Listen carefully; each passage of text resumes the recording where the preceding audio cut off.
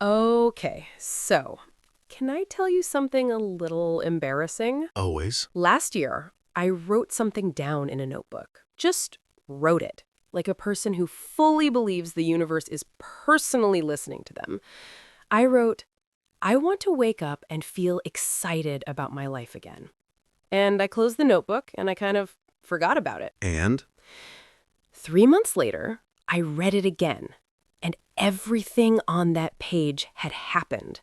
Not perfectly, not magically overnight, but it had happened. Today, we're talking about the law of attraction. The law of attraction. The most talked about, most debated, most downloaded, most TikToked idea of the last 20 years.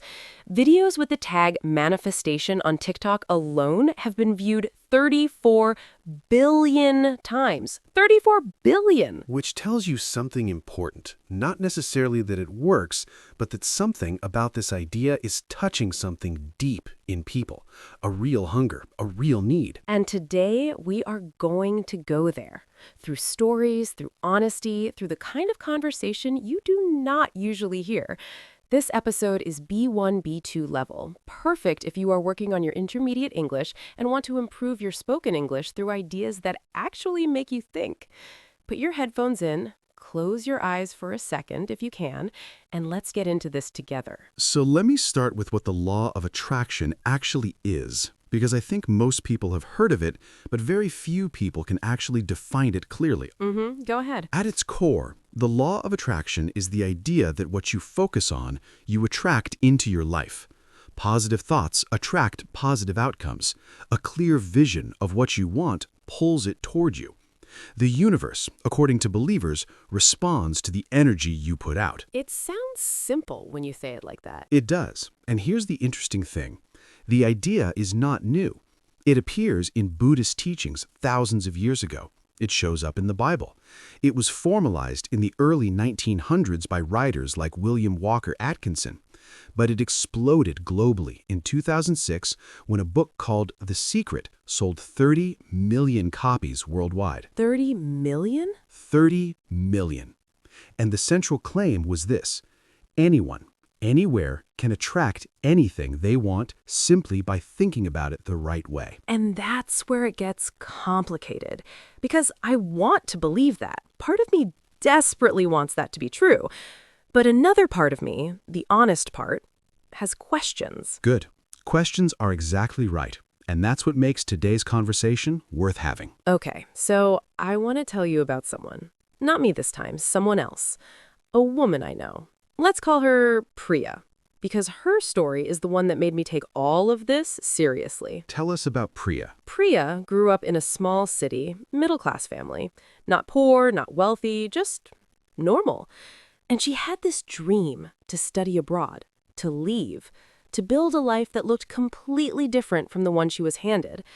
But the money wasn't there, the connections weren't there, and everyone around her, very kindly, very lovingly, kept telling her to be realistic. Be realistic.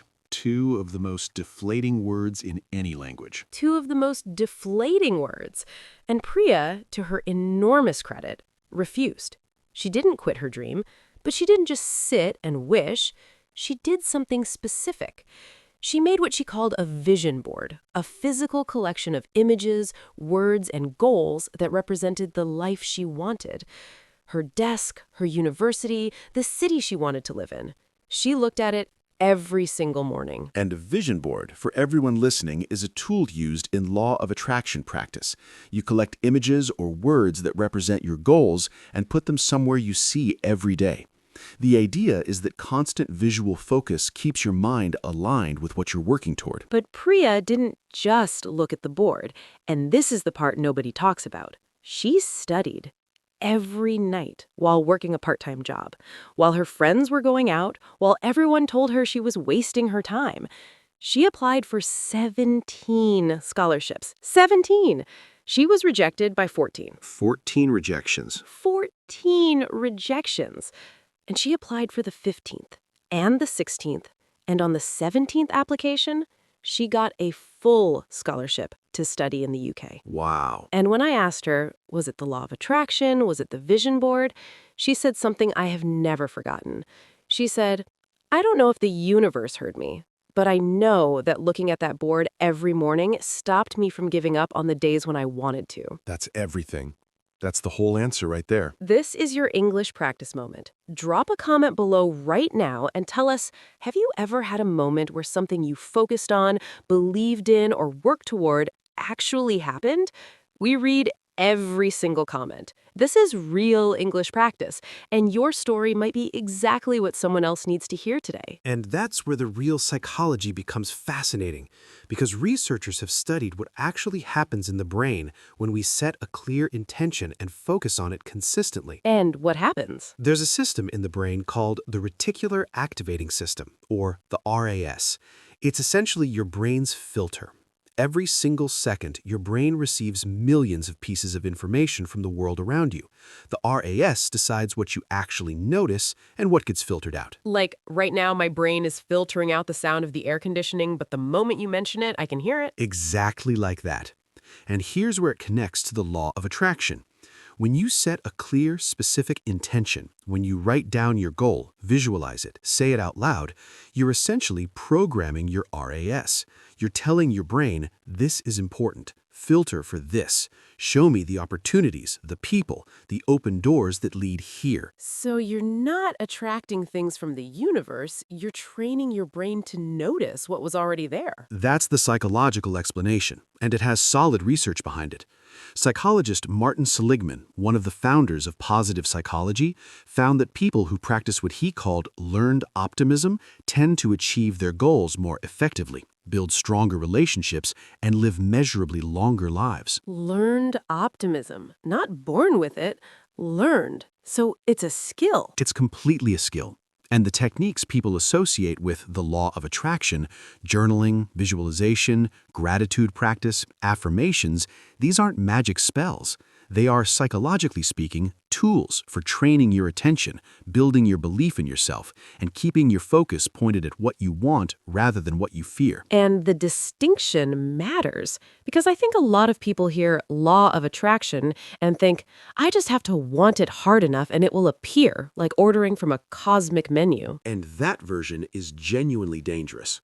A 2024 study found that people who believe the universe will simply deliver their goals without action are actually more likely to take reckless financial risks and less likely to build the real skills they need.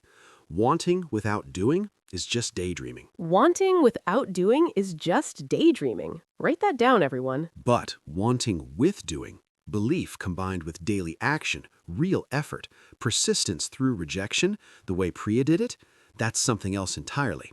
That's not magic. That's one of the most powerful combinations a human being can access. Okay, time for word spotlight. Let's build your English vocabulary with today's key words. Intention.